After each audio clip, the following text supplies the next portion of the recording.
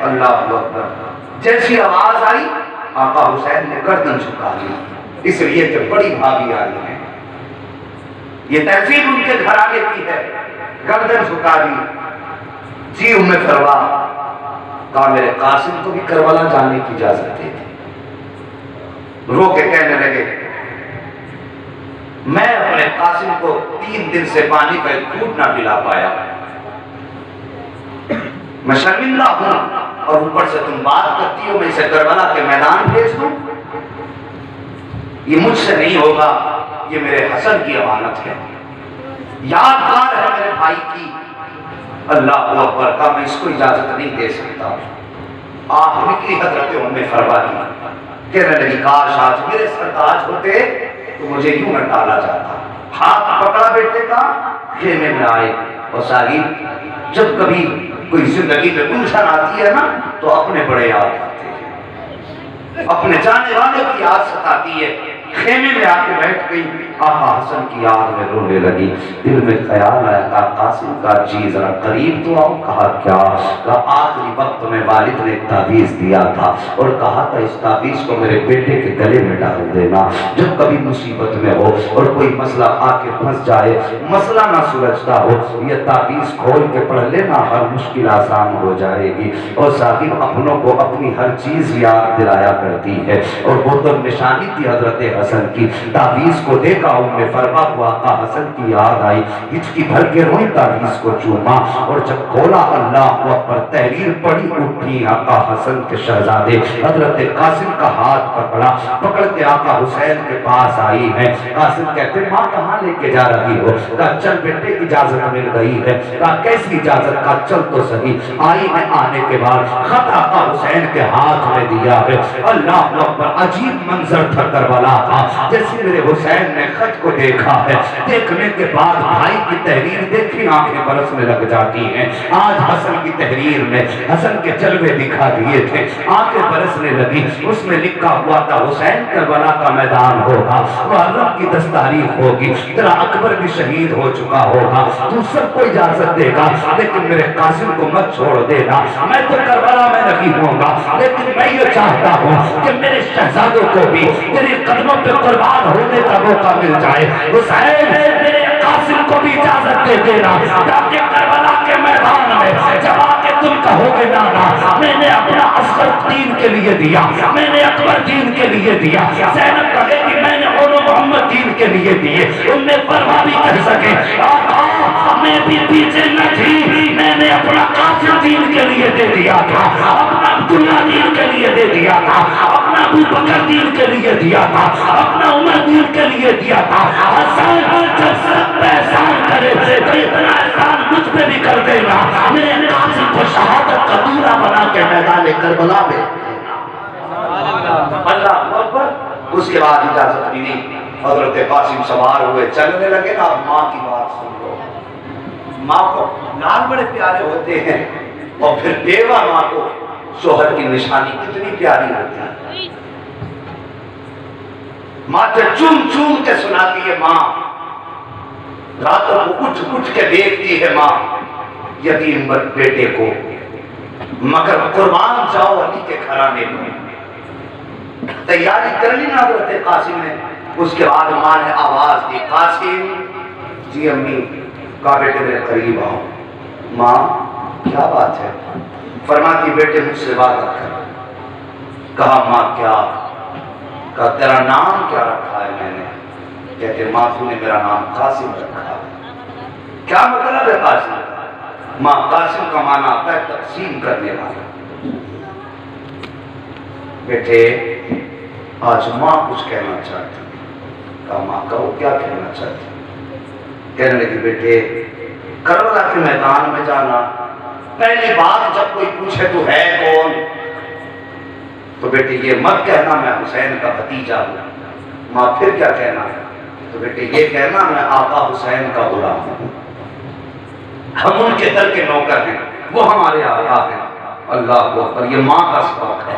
بیٹے بھتیجا مت کہنا، ان کا نوکر بتانا. ماں دوسری بات کہنے لگے بیٹے تیرا نام قاسم ہے، یا تو لشکر کو کاٹ کے آنا ہے یا پھر ڈٹ کے آئے. یہ ماں کا سبق ہے۔ ماں نے جب یہ سبق پڑھایا، بیٹا سوار ہوا، کربلا کے میدان کے لیے رخصت ہوئے، ماں نے ماتھا چوما، بھیجا۔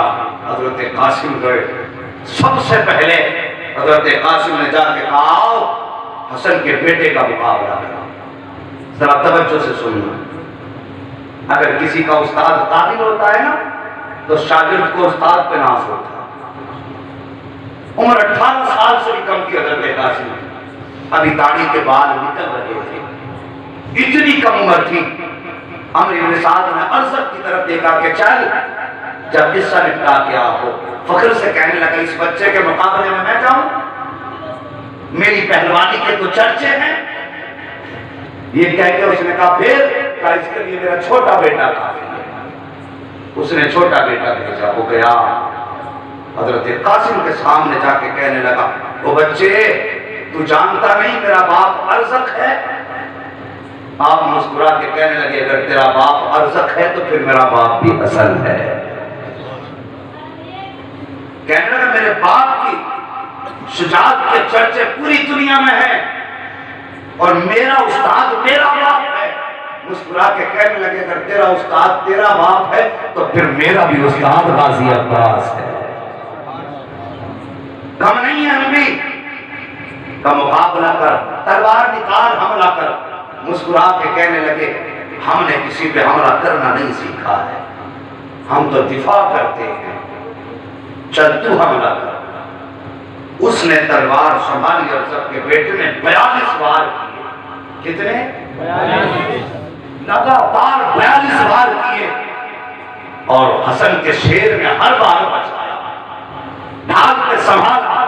جب بار بار کرتے کرتے کرتے کرتے تھک گیا، مسکرا کے کہنے لگے تیرے وار پورے ہو گئے، اب حسن کے بیٹے کی باری ہے۔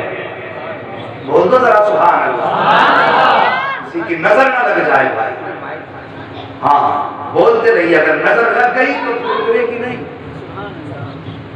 اگر نظر کا ڈر ہے تم بند کر لیجیے، اور نہیں ہے تو ذرا کہہ دیں آپ حسین۔ 42 وار کیے، فرمانے لگے اب میری باری ہے۔ اس کے بعد جب علی کے شیر نے تلوار نکالی اور پلٹ کے پہلا وار کیا تو تلوار نے پہلے ڈھال کاٹی، پھر گردن کے پاس سے تلوار پڑی اور کاٹتے کاٹتے بدن کو پار کرتے ہوئے گھوڑے کی کمر میں اتار دی۔ پہلی تلوار میں 2 ٹکڑے کر دیا، گھوڑا بھی زمین پہ تک، آواز دی نعرہ تکبیر، یہ صدا بلند ہوئی ہے اللہ اکبر۔ ارزق لال پیلا دوسرا بیٹا بھیجا، یہی انجام تیسرا بیٹا بھیجا، یہی انجام چوتھا بیٹا بھیجا، وہ بھی کاٹ دیا۔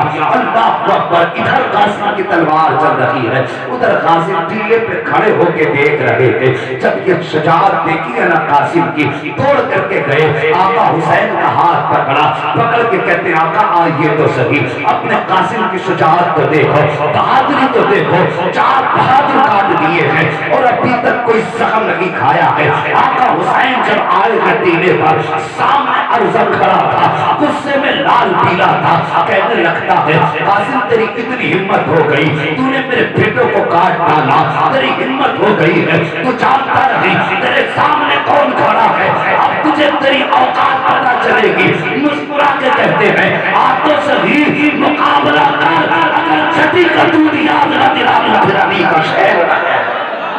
نعرہ تکبیر، نعرہ رسالت، مسلک اعلی حضرت، نعرہ تکبیر، نعرہ رسالت۔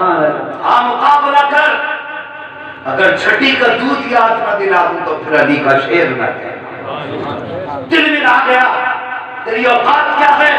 آپ مسکرا کے کہنے لگے گوار تجھے ابھی تک گھوڑے کی زین کسنی نہیں آئی اور بہادری کی ڈیگے مارتا ہے؟ اس نے جب زین کی طرف دیکھا علی کا شیر چھپٹا، ایسا ڈال کیا اس کے بھی 2 ٹکڑے ہو گئے۔ حضرت عباس نے نعرہ لگایا، کہنے لگے واہ قاسم واہ، شاباش قاسم شاباش۔ ادھر تو عباس کہہ رہے تھے شاباش قاسم، ادھر آقا حسین نے آواز دی قاسم ٹھہر جاؤ، ہم یہاں پہ کرتب अपने काटने नहीं आए बल्कि मुस्तफा का दीन बचाने आए हैं। यहाँ शुजाअत दिखाने लगी बल्कि सब्र दिखाने आए हैं। खबरदार, अगर तुम्हारी तलवार चलती रही तो फिर खैरियत नहीं है। दावे के साथ कहता हूँ, किसमें जुर्रत थी अली के शेरों का मुकाबला कर लेता। ओ खुदा की कसम, अगर हुसैन इजाजत दे देते तो अब्बास की तलवार एक तरफ, हुसैन की तलवार एक तरफ, दरअसल कासिम काफी था जो 22,000 लोग काटने के बाद तारीख जब लिखी जाती दुनिया कहती थी कासिम वो है कि जिसने करबला के मैदान में 22,000 को काट के यजीद के महल पे हुसैनियत का परचम लहरा दिया। रोक दिया हुसैन ने। कासिम नहीं, हम यहाँ दिफा करने आए हैं, लोगों का खून बहाने नहीं आए। तलवार रुक गई हजरत कासिम और फिर उसके बाद जालिमों ने तीरों की बारिश कर दी। चले भुने बैठे थे, तीर लगे अली के शेर पे। माँ ने सबक पढ़ाया था, बेटे बदन पे कितने भी तीर लग जाएं, जबान पे आग ना आ जाए, जबान पे आग ना आ जाए। जब तीर लगता था कहते थे अल्हम्दुलिल्लाह, जब तीर लगता था कहते थे अल्हम्दुलिल्लाह। पूरा बदन जख्मों से चूर चूर। अल्लाह अकबर कहते हैं चचा मुझे संभालो।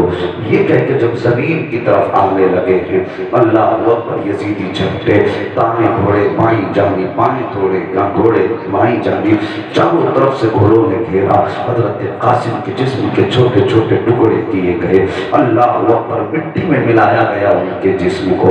कहीं पे उनका लाशा नजर नहीं आ रहा था। जब मेरे हुसैन आए हैं करबला के मैदान में, आवाज देते हैं कासिम कासिम कासिम, कोई आवाज नहीं आती है। अल्लाह अकबर परेशान हो गए, या अल्लाह मेरा कासिम कहाँ चला गया। वापस जाऊंगा, मुझसे की माँ पूछेंगी कासिम कहाँ है, तो क्या जवाब दूंगा। अल्लाह अकबर, आपने निगाह आसमान की जानिब उठाई, आवाज आती है हुसैन परेशान ना हो, कान लगा के सुन। जहाँ जहाँ कुरान की आवाज आती होगी वही वही कासिम के जिस्म के टुकड़े होंगे।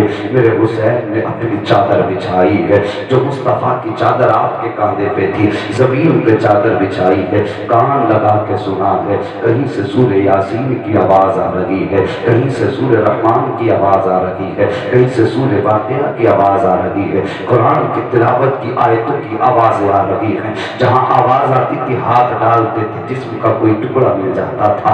आपने एक एक करके टुकड़ा चुना, चुनने के बाद अपनी चादर में रखा गया। और यार कभी देखा होगा रोडों पे हादसे होते हैं, जब एक्सीडेंट के बाद लाशें बिखर जाती हैं तो लोग उनसे चेहरे मोड़ के चले जाते हैं, कोई उठाने वाला नहीं होता है। अब इमाम हुसैन के खेमे में लाई हुसैन, अल्लाह अकबर।